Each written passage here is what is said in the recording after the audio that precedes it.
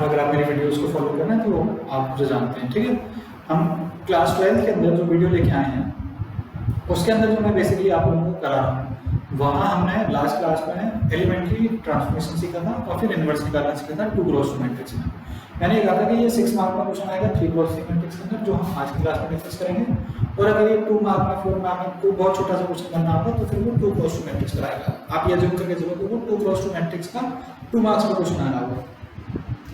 6 mark में तो guaranteed है कि अगर आएगा तो फिर ये एलिमेंट्री ट्रांसफॉर्मेशन का क्वेश्चन आएगा। ये 4 मार्क में भी आ सकता है क्योंकि एक कैलकुलेशन उसकी आसान होगी। आपने देखो ये क्वेश्चन आपसे तभी होगा जब आपने पहले 15 क्वेश्चन 14 क्वेश्चन किए हैं। अगर आपने वो क्वेश्चन नहीं किया तो उसको अटेम्प्ट भी मत करना, ये आपसे नहीं होगा। बहुत प्रैक्टिस करनी पड़ती है इस क्वेश्चन को, क्योंकि बहुत छोटी छोटी गलतियों से क्वेश्चन का आंसर गलत आ जाता है। तो मैट्रिक्स ए दे रही है आपको 2 -3 3 रो वाइज रीड कर रहा हूँ 2 2 3 नेक्स्ट 3 -2 4। पहली चीज सबसे पहले मैट्रिक्स देखो उसको क्रॉस चेक करो क्यों होगा क्या। सपोज करो ये -3 था, मैंने गलती से इसको +3 लिख दिया। मैं पूरी कैलकुलेशन में वही यूज कर रहा हूँ एलिमेंट्री ट्रांसफॉर्मेशन में, और ये बिल्कुल गलत हो जाएगा। इसमें कोई चांसेस ही नहीं है कि आप इसको ठीक कर पाओ, ठीक है। दूसरी चीज, एक बार अगर आपने इसको चेक करके लिखा तो जब कैलकुलेशन करोगे साथ के साथ डबल क्रॉस चेक करना है, क्योंकि ये पूरा कैलकुलेशन गलत कर देगा अगर एक कहीं प्लस माइनस की मिस्टेक हो जाएगी तो, क्योंकि फिर वो आपको कहानी पता लगेगी, वो एंड में जाकर पता लगेगी। एलिमेंट्री ट्रांसफॉर्मेशन की सबसे बड़ी दिक्कत ये है, इसको चेक करना भी मुश्किल होता है, उसको सॉल्व करना भी उतना ही मुश्किल है, ठीक है। मैं ये समझा रहा हूँ, बेसिक कंसेप्ट आपको आइडिया है। मैं रो मैट्रिक्स में ही इसको समझा रहा हूँ, मैं कॉलम वाले में नहीं करा रहा इसको, अभी रो में करा रहा हूँ। एक क्वेश्चन में आपके साथ और कराऊंगा तो वहां मैं इसको कॉलम से कर दूंगा, ठीक है। इनवर्स में कोई फर्क नहीं पड़ता, आप रो से करो या कॉलम से करो। तो इस पर्टिकुलर क्वेश्चन को रो मैट्रिक्स से रो एलिमेंट्री ट्रांसफॉर्मेशन से करते हैं, ठीक है। तो मैं यहाँ लिखना हूँ solution let A is equals to I. ये लिखा हुआ है, इसका मतलब ये रो ट्रांसफॉर्मेशन चल रहा है। मैंने कहा था कि रो को राइट से डिलीट करना है और राइट में लिखना जाएगा, इसका मतलब एक कॉलम वाले में ए आई लिखना था इसको, ठीक है। आप ये यही समझ आना कि ये रो ट्रांसफॉर्मेशन सॉल्व किया गया है। क्या किया था लोगों ने 2 2 3 -3 2 -2 3 3 2 आइडेंटिटी मैट्रिक्स 1 0 0 0 1 0 0 0 1। आपकी अप्रोच क्लियर सी है। इस मैट्रिक्स को आइडेंटिटी बनाना है, एलिमेंट्री ट्रांसफॉर्मेशन निकाल के जो भी यहाँ ये मैट्रिक्स बन रही होगी that would be the inverse. यही एक अप्रोच लगानी है। तो अब एलिमेंट्री ट्रांसफॉर्मेशन लगाने के कई सारे तरीके हैं, आपको जो कन्वीनियंट वे लगता है आप उसको सॉल्व करोगे, प्रोवाइडेड डिवाइड शुरू में मत करना, क्योंकि डिवाइड करते ही यहाँ पर कैलकुलेशन फ्रैक्शन में कन्वर्ट हो जाएगी, उसको सॉल्व करना मुश्किल हो जाता है। जब तक डिवाइड को अवॉइड किया जा सकता है तब तक आप अवॉइड करो, जब नहीं अवॉइड होगा तब फिर हम डिवाइड कर ही रहे हैं, ठीक है। कंसेप्ट क्या था, पहली पिवट पोजीशन को 1 बनाना, पिवट पोजीशन कौन लो जैसे यहाँ लिखी हुई है, ये 3 एंट्री पिवट पोजीशन की। तो पहली पिवट पोजीशन को 1 बनाना है, उसके नीचे वाली एंट्रीज को 0। फिर नेक्स्ट पिवट पोजीशन को 1 बनाना है, ऊपर नीचे की एंट्री को 0। फिर थर्ड पिवट पोजीशन को 1 बनाना है, ऊपर नीचे की एंट्री 0। रो के अंदर समझाया, कॉलम में नहीं समझाया। रो के अंदर पहले पिवट पोजीशन के नीचे वाली एंट्री 0 होनी है, ठीक है। अब मेरे को ये समझ आ रहा है कि मैं यहाँ 2 लिखा हुआ है, पूरी रो को एंटायर रो को 2 से डिवाइड करूँ तो 1 बन जाएगा। लेकिन मैंने कहा कि आपको अवॉइड करना है उस चीज़ को, तो आप डिवाइड नहीं करोगे। कैसे फिर उसको हैंडल किया जाएगा वो समझो कि हम उसको हैंडल कैसे करेंगे।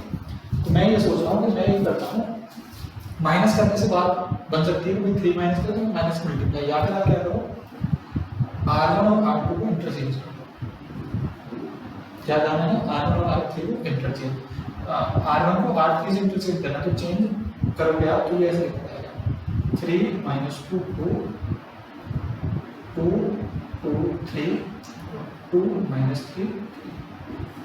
बात समझ आ रही क्या हुआ, इंटरचेंज हो, ये वाला यहाँ पर, ये वाला यहाँ पर। 3 - 2 2 ऊपर लिख दिया, 2 - 3 3 नीचे लिख दिया, बीच वाली रो एज इट इज। अगर आप इसको यहाँ चेंज करोगे तो ये क्या बनेगा 0 0 1 0 1 0 1 0 0। यहाँ तक बात आपको समझ आ गई, ठीक है। अब आप क्या करेंगे, अब आप करो R1 goes to R1 minus R2। क्या करेंगे, R1 goes to R1 minus R2। भाई माइनस करने से क्या बनेगा 3 - 2 करेंगे तो R1 में चेंज करते हो, बाकी एंट्री में कोई चेंज नहीं है। आप चाहो तो उसको डायरेक्ट लिख सकते हैं। तो पहले मैं R1 सॉल्व कर देता हूँ, R1 minus R2 3 - 2 1 -2 - 2 -4 2 - 3 -2 करेंगे तो -4 बनेगा, 2 - 3 करेंगे तो -1 बनेगा। कैलकुलेशन थोड़ी सी कभी आप करके देख लेना, ऐसा कुछ नहीं है कि वो नहीं सोल्व होगी, बाकी एंट्री दे देते हैं 2 2 3 2 -3 3।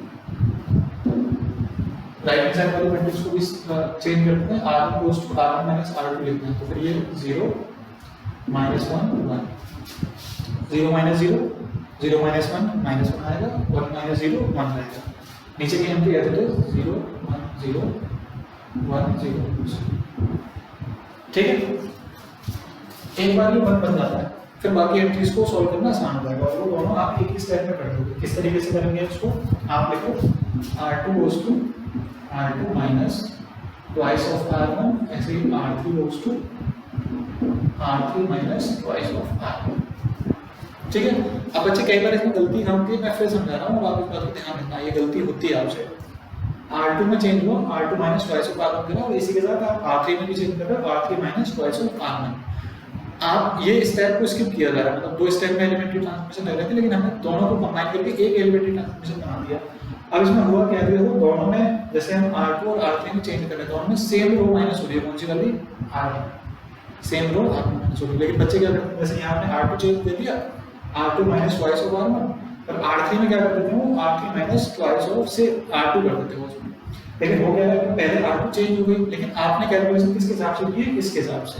तो आप सेम को तो माइनस कर सकते हो, डिफरेंट माइनस मत करना, जो चेंज नहीं होनी चाहिए यहाँ पर। तो ये बात आपको यहीं समझ आएगी कि r1 चेंज नहीं हुआ, r2 और r3 चेंज हुआ है, r1 चेंज नहीं हुआ, तो उसको ये पॉसिबल था।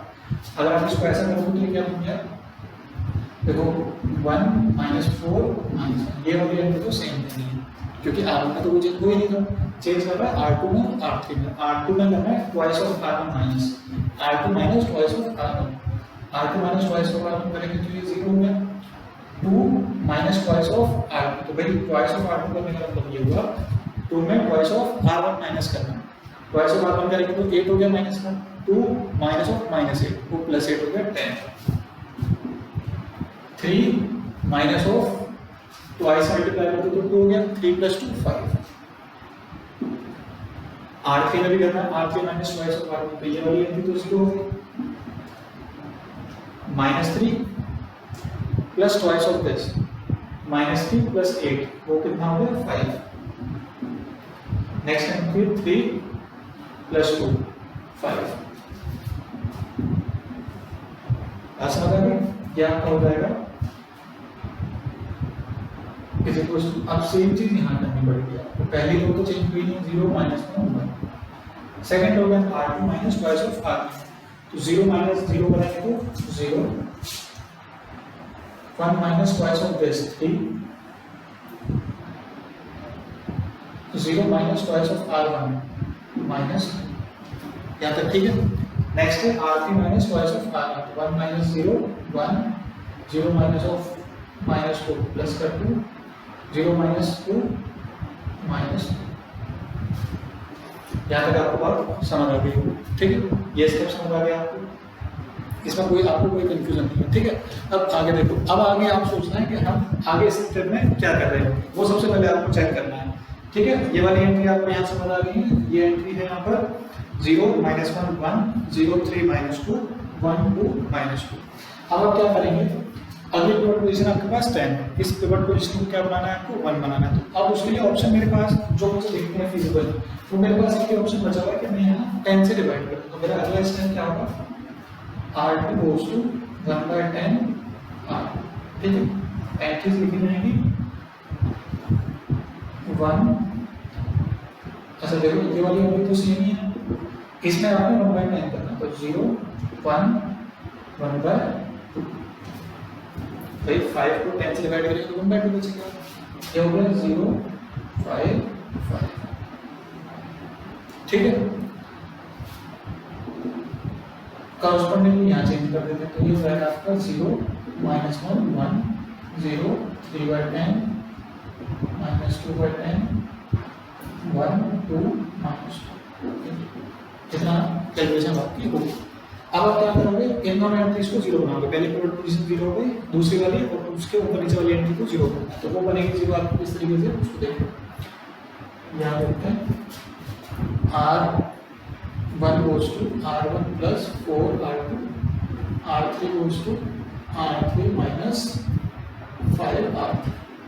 देखो यहाँ वाले को सॉल्व करना आसान होता चला जाएगा और यहाँ वाले की कैलकुलेशन मुश्किल होती चली जाएगी। तो इसमें आप क्या करोगे, ये 1 0 0 है, आपने इस तरीके से लिख दिया तो ये 0 1 0 बन जाएगा। यहाँ चेक करते हैं क्या R1 plus 4R2 minus 1 plus 4 मतलब ट्वाइस मल्टीप्लाई करेंगे, माइनस 1 प्लस 2 1 हो जाएगा। R3 minus 5R2 R3 minus 5R2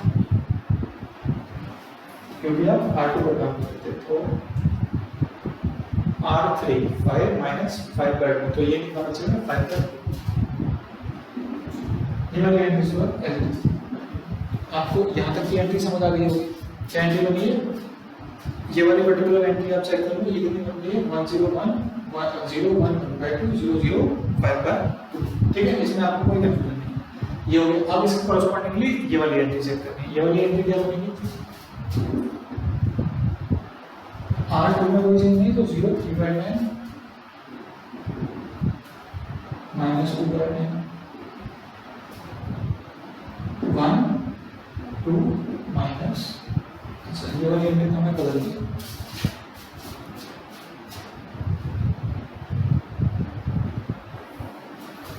अब इसकी कैलकुलेशन कर लेते हैं। हमें ये वाली कैलकुलेशन देखो क्या होगा, R1 plus 4R2 R1 minus 1 है 4R2 ये करना है। तो यहाँ 4 3 12/10 और माइनस 1 यानी कि 10 ये आपका हो जाएगा। कैलकुलेशन दिखा देता हूँ इसकी। देखो R1 प्लस 4R2 करना है, शुरू से करते हैं। 0 प्लस 4R2 करोगे 0 ही रहने वाला, ये वाली एंट्री यहाँ 0 हो गई। Minus 1 plus 4 times R2 maybe 3/10 with 4 3 12/10 plus minus 10 plus 12 2/10। यहाँ की एंट्री बनेगी 1 minus 1 plus effect 4 times minus 2/10। ये हो गया आपका 1 minus 8/10 8 minus 10 minus 8 2/10।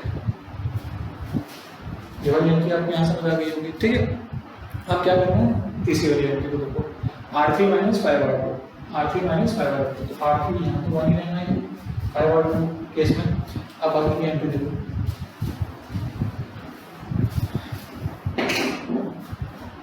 R3 आपके पास 2 माइनस 5R2 3/10। तो बेसिकली अगर आप कैलकुलेशन देखोगे 2 माइनस 15/10 20 माइनस 15 5/10। नेक्स्ट एंट्री अगर चेक करेंगे तो -2 माइनस 5/10 -2/10। यह हो गया -2 प्लस 10/10 तो -20 प्लस 10/10 -10/10। यहाँ की आपकी कैलकुलेशन समझ आ गई आपको। ठीक है, अब इसमें आगे चेक करो कि आगे क्या किया जा सकता है। हम क्या करेंगे, हम इसको सिंप्लीफाइड फॉर्म में लिख देता हूँ। क्या सिंप्लीफाइड फॉर्म है इसकी, वो समझ लो कि भाई आप इसको ऐसे लिखते हो। आगे काम करेंगे आप, अगली पिवट पोजीशन क्या बनाना है, 1 बनाना है। अगली पिवट पोजीशन देखो यहाँ कवर हो गया, ये कवर हो गया, ये वाली पिवट पोजीशन है। इसको 1 बनाने के लिए 2/5 से मल्टीप्लाई करेंगे।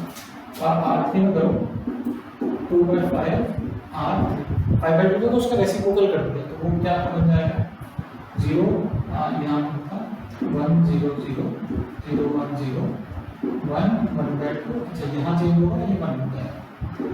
अब देखो यहाँ जब सिंप्लीफाई करते हैं तो मैं अब इसको सिंप्लीफाई कर देता हूँ। जैसे 0 2/10 को 1/5 लिखो 2/10 1/5 हो गया 0 3/10 -2/10 का मतलब -1/5।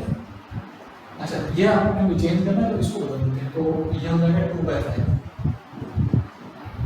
5/10 और 2/5 से मल्टीप्लाई करेंगे तो ये 1/5 -10/10 का मतलब -1 था तो ये -2/5। कैलकुलेशन आप खुद से करोगे, एक बार क्रॉस चेक करेंगे तो ये आपको समझ आ रही है। ये वाली एंट्री क्या हुई 1 हो गई। अब ऊपर वाले दोनों एंट्री को 0 बनाना है। उसका तरीका क्या है, R1 goes to R1 minus R3 और दूसरा R2 goes to R2 minus 1/2 R3। क्योंकि हम R3 से काम करेंगे, वरना हमारी ये वाली एंट्री चेंज होगी। ठीक है, इसको सिंप्लीफाई करेंगे तो ये डायरेक्टली क्या बन जाएगा 1 0 0 0 1 0 0 0 1। केवल कैलकुलेशन की बात आ जाती है, इस वो कैलकुलेशन में ऊपर करते हैं